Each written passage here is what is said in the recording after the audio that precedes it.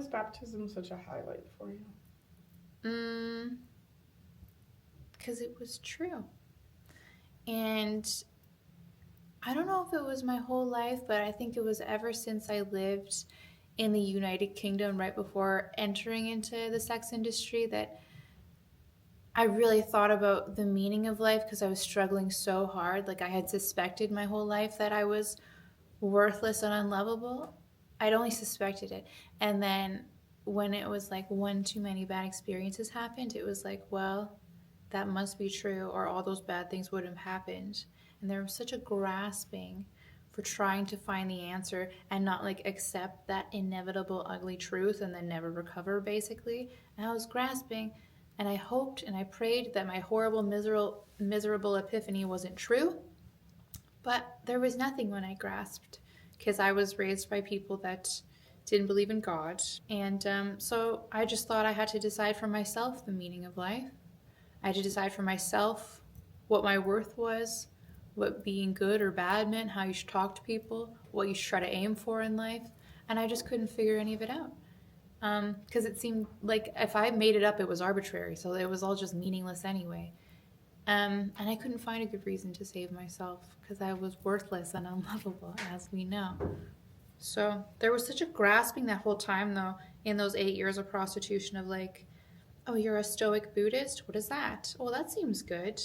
Oh, you believe in manifesting? Oh, you believe, or just really red pill stuff, like high truth stuff, like all the conspiracies, but nothing underlying it. And so you just kind of look at all the different things that people believe and you test it out.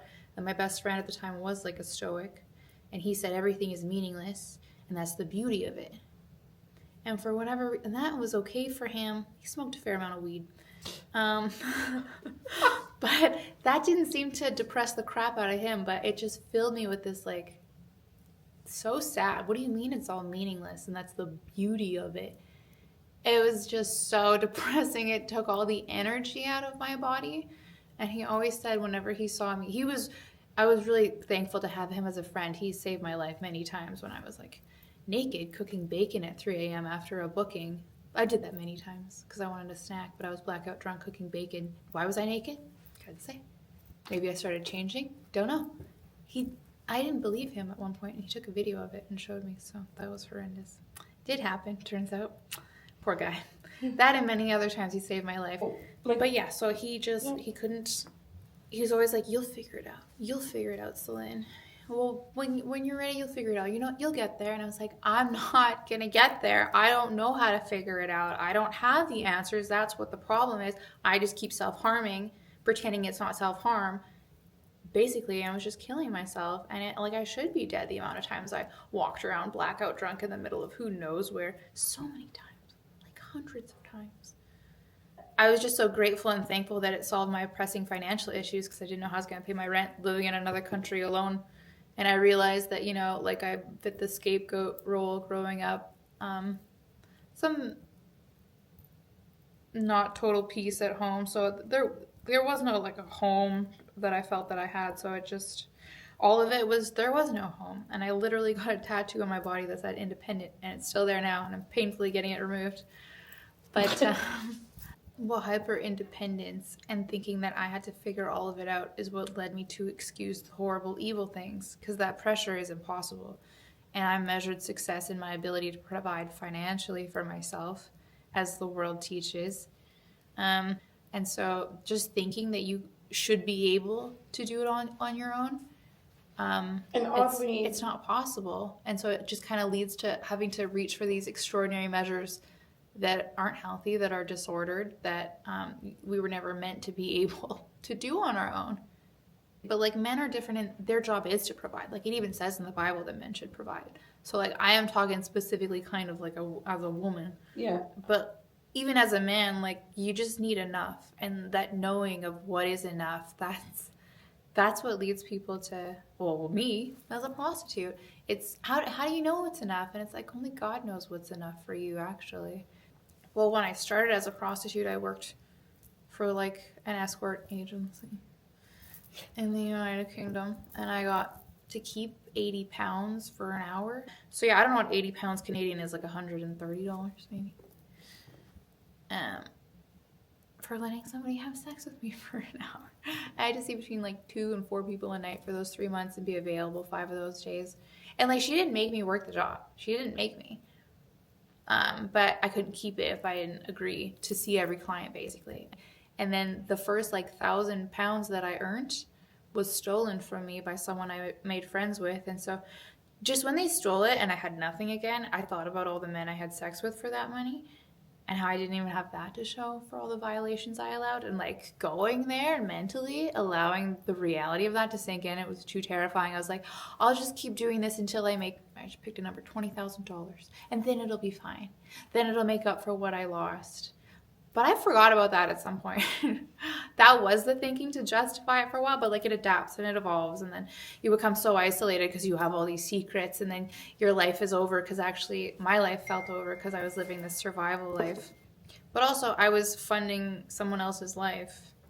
Okay. Fully, and a lot of the money I earned went to paying his rent and paying for him to live, because he kept not making an income, and I didn't know how to separate from that dynamic without like that person ending up in jail, basically, because they were so unstable. And I don't know how I got to be responsible for this person's life, but I just felt bad for them.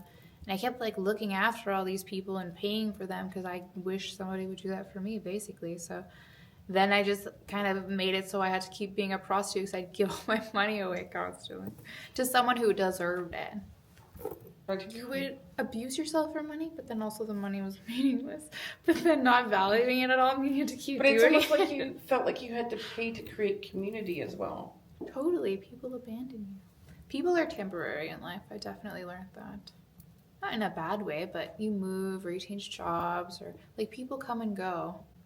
Not in a bad way. So where do you find your security now, or your significance? Or? Yeah, no, just Jesus. I would have no sanity if it were not for Jesus. How does Jesus give you sanity? I don't know. I believe, like it says in Psalm 139, that all the days were formed before I was created. So whenever things get really crazy, especially in these like wild, like every single day you look at the news stories, it's like more ridiculous than the last. It's like, there's no way this is real, but it is. And then you look again and it's like, there's no way this is real. And it's like a farce at this point, especially with the AI stuff. But it's like, no, God chose me for this time. He didn't choose Céline for 1763. He said this time. 1992, he said. So I'm like, this seems crazy, but God said, you for now with these gifts. And it's like, okay. What is a moment since you've come to know God that you felt most secure? Well, I'm just thinking about that one time I helped you with a chore where you needed me to drive out of town for something. And I was driving out of town, and like on my grandpa's old car, which I drive, and like it was like rattling so much at 110, and I like, it's nice to drive if there's no obstructions or ice or anything, but otherwise I'm like a baby and I'm like, I'm gonna die. But then I just, pray more, and I'm like, but so it was wobbling so much driving that I thought that there was like a flat tire or something. I don't know. So I pulled over and there was no tire gauge. So I didn't know how to check if one of the things were too low on air, and I didn't know. Like, I'm a girl, okay? I'm just a girl. And so I was having a meltdown, but I was like, you're gonna have to just keep driving. And then the next gas station thing, pull over, and I did. And there was one like 10 minutes away. But still, I didn't know which one of the tires I was going to put air in, or how much, or I was going to just try to figure it out. So I drove up to the air pump, and there's like no one at this gas station. I think there was one car, and as I'm getting out of the vehicle, I go and I look at the pump, and it's like $1 like coin, and I was like, okay. So I went back in the car to get my wallet, and this man in this big ass truck, bigger than like one of those white vans, but not as big as a semi, like between those two, he came out of I don't even know where with his truck, and he's like, hey, were you going to use that tire pump thing, or whatever it's called? And I was like, oh yeah. And he's like, just pull over here, I'll help you. And I was like, oh, that's okay. He's like, seriously, just over here. Just don't even worry about it. And I was like, honestly, I'm so clueless. Okay. So I just drove over, and then the man checked all my 4 tires, and they were all fine. And then he told me it probably just needs to be like aligned. The wheels need to be aligned, but driving it'll be totally fine. And I was like, wow, thank you. He's like, yep, no problem. And before I could even thank him, he just like turned around and walked away. And I was like, I was having such a meltdown by myself, but like Jesus came to be a husband to me out of the sky through nudging this man to help me with that stuff. Yeah, I don't know. That's amazing. Like one example. What are the chances? Where did it come from? Yeah, I know. Yeah. Tell me about a moment when you were prostituting where you just couldn't go on. There's so many nights of just drinking and like just trying to make the day end faster because I didn't know how to spend the time and I couldn't handle like endless flashbacks and like all like who knows all kinds of stuff. Don't know what to do. So stuck. I felt so overwhelmed. The amount of overwhelm I felt living in my own brain and body, it's like crippling. Wanting to fall to the floor level. I just have no idea what to do and I'm too overwhelmed to even start to figure it out and I have no idea where to ask for help. And this was like maybe like the third last booking I ever had, and I got blackout drunk so many times, but it was difficult because if you get blackout drunk, like sometimes I'd go into some parallel universe or I don't know, demons would talk through me. I don't know, I wasn't conscious, but like I had trained my brain to autopilot because it would get blackout drunk for work because then I wouldn't have to remember it. Praise the Lord, because remembering how they smell or sound or anything is so much worse. So it's like if you just got the right amount of blackout drunk, you wouldn't remember any of it. That was ideal, but then you can't control yourself. So it's like actually it's better if you don't get that blackout drunk. But I'd always be like, I'll just have one more sip and then I'll be okay with it and I won't mind so much, but that sip never came. So then I got blackout drunk a bunch.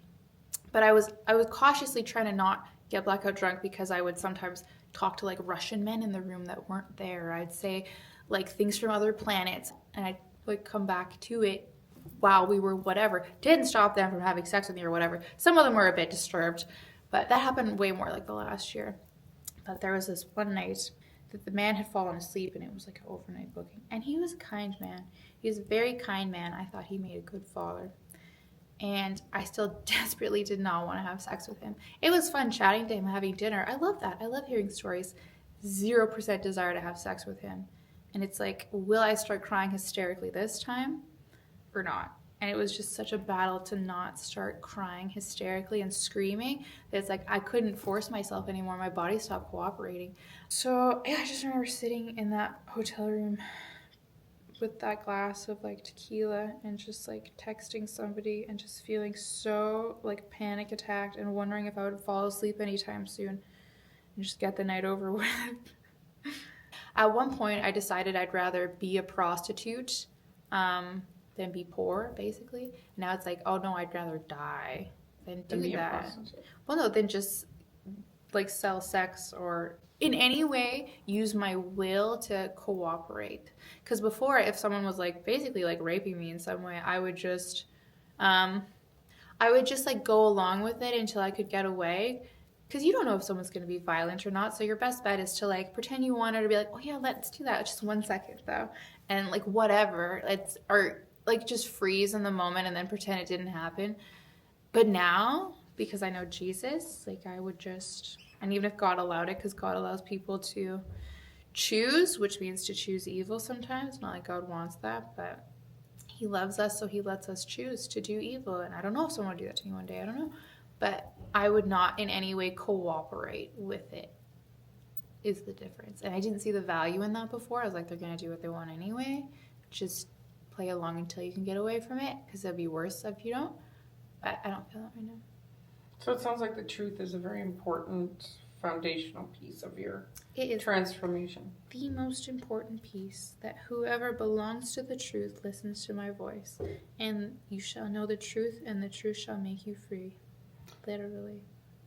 How is, like from the time of your baptism till now, how are you being healed from your past? Yeah, I used to have like PTSD.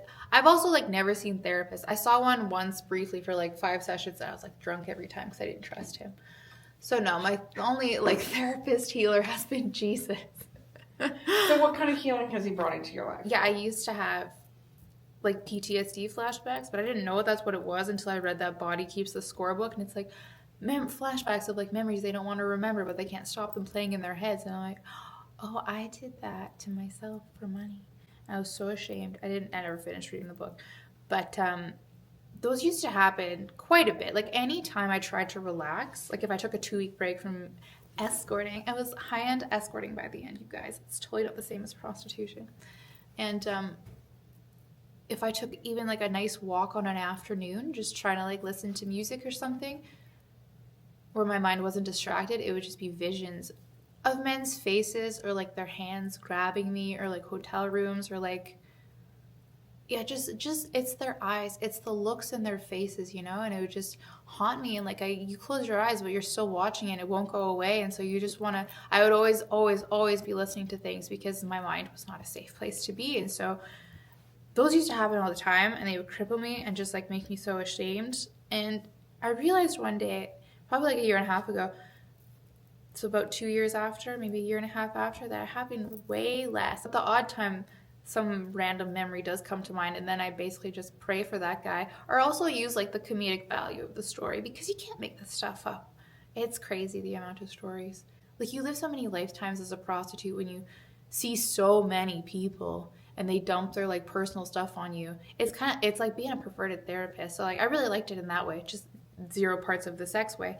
But you enjoy, and I wrote about this in the book. It's like, you don't notice it at the time, because I was not a prostitute by any means because of liking the sex with the men, but you enjoy feeling wanted and desired. And so I was promiscuous before I was a prostitute, probably had sex with like 60 to 70 men by that time at 22, which is like, something's not right there, you know?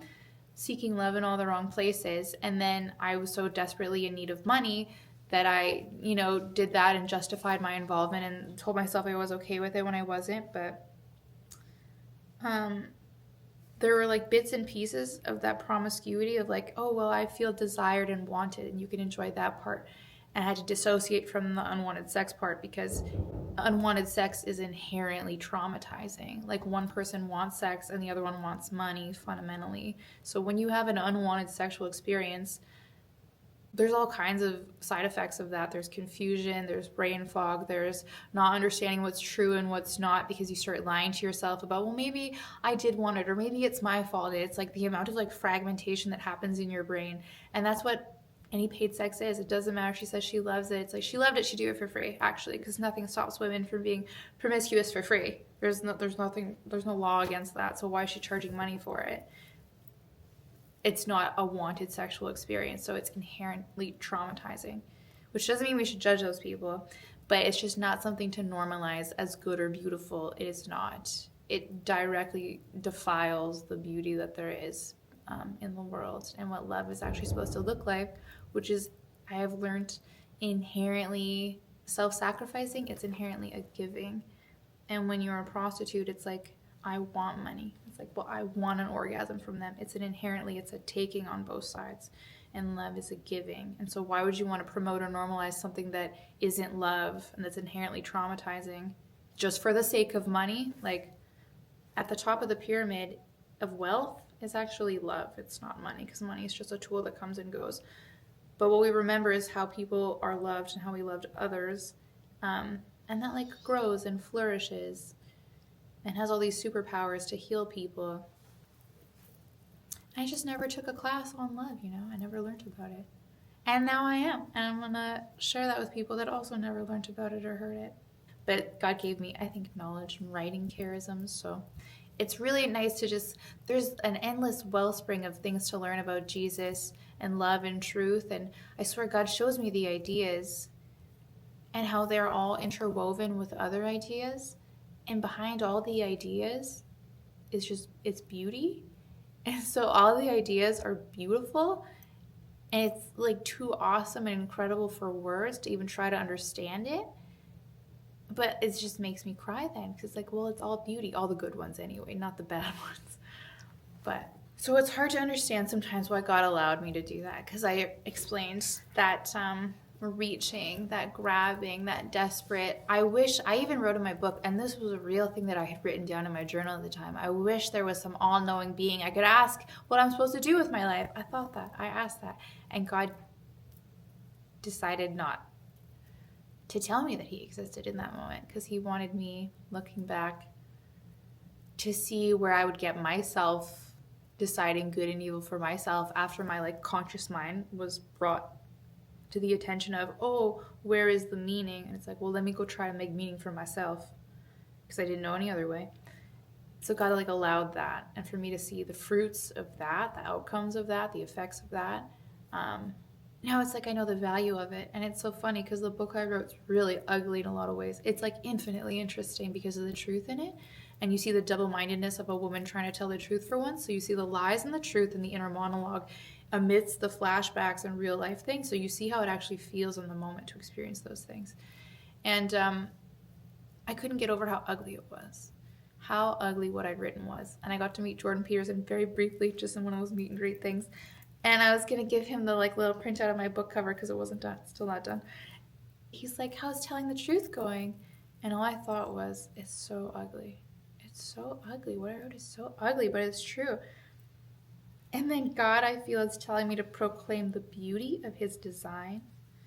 And it's funny. It's like, why me? I lived in such ugliness for so long. It was so ugly. Those are the words I used. It's so ugly. I don't know what to do about it. Because like, yes, that is why you will appreciate the beauty more than others. So I see it like now when I'm confronted with these situations, God kind of talks to me in the moment like, do you see what happens when we avoid suffering and we avoid facing the things that hurt us? And I see a person blackout drunk in front of me. God's like, do you see what happens when we avoid this? And it's like, well, no, I couldn't see it before because I was the one getting blackout drunk, but now I can see it. And I'm like, oh. And I could just see why certain things are happening. And like, I know that God wakes each person up every day because he has a plan for them. As soon as you start repenting, moving your heart just towards him, slowly those things won't be so horrible anymore. And it's kind of like, and the man that told me about Jesus used this. He's like, it's like when you're living in a dumpster and you're like, there's garbage everywhere. It's like, yeah, you live in a dumpster. Like, get out of the dumpster. What do you expect? And so it's like when you make these choices that things you know are wrong, but because you feel stuck, and it's like, I'm not discounting why you got there, like why I got to make the choices I did. I didn't think there were other options and then I justified it, whatever. But when you realize there are other options, which there always are, what are you going to do about it? And it's like, are you going to make one little step towards the good instead? Just one little thing. We only need to know the next right thing because we cannot know the whole plan. And any plan you try to think is going to be wrong. So just pick the next right thing. And like slowly you will get moved out of that dumpster and it will start to look different. And it's all about the choices we make. Life is beautiful, And we used to all know that. And then at some point we forgot because of all the horrible, awful stuff. But I think it's an orchestrated thing that we all think life is ugly. Because I, waited for death many days for many years. And honestly, I still do that sometimes. It's not 100% of the day, probably about 50%. But I lived like that for so long. And someone brought to my attention, well, I used to blame the spirit of death. But like, no, it was hopelessness, like to my core. But God now in the morning, he says, Céline, I gave you a gift this morning. Did you see it? Did you see the gift I gave you? And he's talking about life. And I'm like, I'm trying to. I'm definitely trying to. Tell me about a moment when you went to Medjugorje. Tell me about what it was like to be there. Was it beautiful there? Did you feel God's presence there? Yeah, it was so beautiful. And then everyone there loves Jesus, and I've never seen so many rosaries and like Jesus things in my priests or like nuns, or I've never seen so many. Well, I haven't known God that long, but there's so many priests lined up outside the Medjugorje church for confession. Like my mouth was hanging open, and I was like, I didn't know nothing like this existed. That's crazy. But it didn't feel like anything to me, I'll be honest. And then I felt bad about that. So I don't think that in Catholic theology, you're supposed to say things you confessed. I don't know. People make weird looks sometimes. I don't care. But I was trying to think of what to confess because I wanted to go to confession, obviously, in the holy place when they advise it. And I was thinking about it and like, I'm going to confess in gratitude because people wait their whole lives to come here. And I only found out about it like less than a year ago. And I'm already here. That's not fair. How does that happen? I think it's Mary and Jesus. But so I saw on the little placard the guy had English and Spanish. And I was like, well, I hope he actually speaks English. And I just went up to him and I sat on the bench and I sat next to him and on this like park bench under a tree. And I realized he was like really attractive. I'm like, whoa, I'm sitting way too close to you, like way too close. And whatever, I just started saying the thing, I'm like crying instantly, and I'm like, God gave me life, and I know, and he saved me too, and I know the truth, and I'm still just so ungrateful to be alive, and I'm so ungrateful for being here. Like I'm thankful, but like I don't feel any of the gratitude, and I'm just like ashamed about it, because like Even like Charlie Kirk, that man would have loved to live another day with his kids, you know? And here I am, ungrateful as ever. And I was just, ashamed, just sobbing. And the man was like quiet and listening to me. And then slowly I stopped sobbing. He started talking about stuff, asking some questions. And then I started answering his questions more. And like I said, I believe the charisms God gave me are knowledge and writing. And so the priest started getting excited about the things I was saying, because I think that's the thing that God has me do, is like inspire people. And so he was like inspired, and he was like struggling to pick which thought he wanted to go off of first. And he's like, okay. Then he starts giggling, and then I start laughing. So I'm like, this is ridiculous, but this is so cute, honestly. And he's like, this is so good. Okay, this is so good. And he was so excited and inspired. And then we talked about a few different things. But yeah, he was so excited that I was at confession and that I was thinking about any of this in the first place, and just telling me how glad God was that I was there, and how glad. He was like, okay, for your penance, you don't actually have to do this if you don't want to. Which I have told the story. People are like, I've never had a priest be like, you don't actually have to do this. I've never heard of that.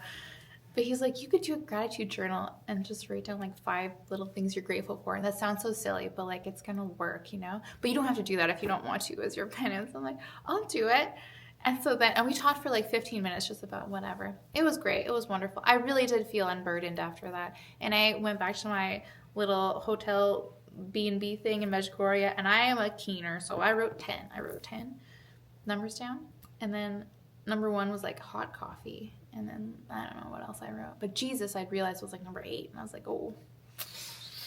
And then for the next 3 days, hot coffee was number 1. But then slowly Jesus got closer to the top. But I was being honest. It's just so satisfying to have that first like sip of hot coffee. And in adoration, God spoke to me through that Interior Freedom book by Jacques Philippe. And it's like, first you end up in rebellion against God. And you're like, why me, God? Why is this happening to me? And then you end up in resignation, like, well, there's nothing I can do about it. It is going to be what it is. But we don't stop there, because we're Christians and therefore hope. And so then we want to end up at consent.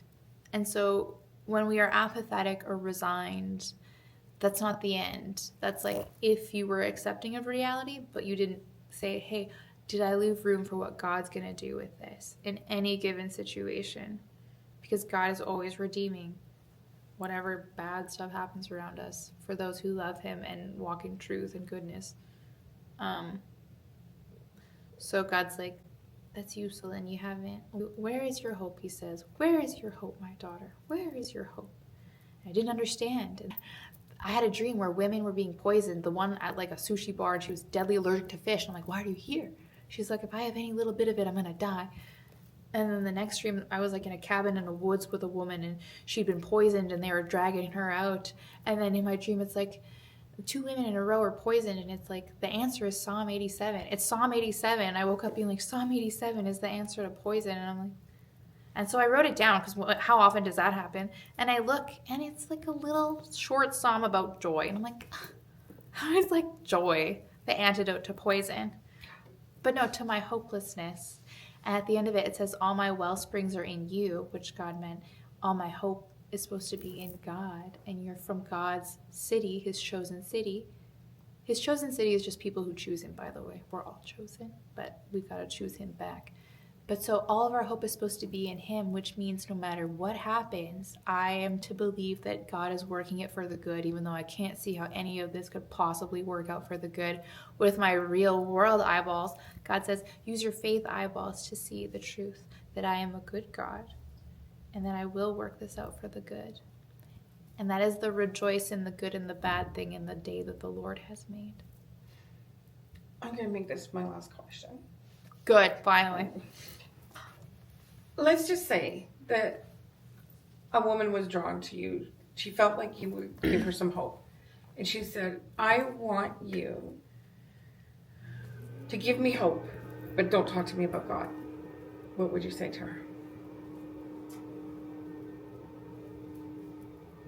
I would just say that when we tell the truth, our life magically starts to get better, but not immediately. It'll get better later. That's like Jordan Peterson was my first truth mascot, and he's like, whatever happens as a result of telling the truth is the best outcome, and it doesn't seem like it, but it unburdens you to speak the truth out loud.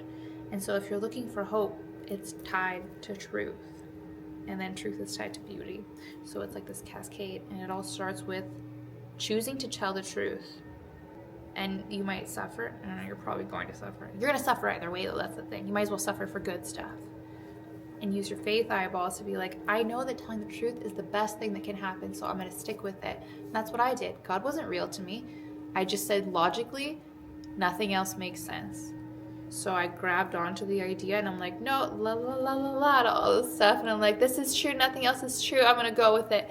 And I just like white-knuckled Christianity until eventually God felt real after getting baptized. So that was like, I don't know, a year and a half after learning about him. Didn't feel real until later, way later. But I decided it was true, and nothing else made sense. So was that too long?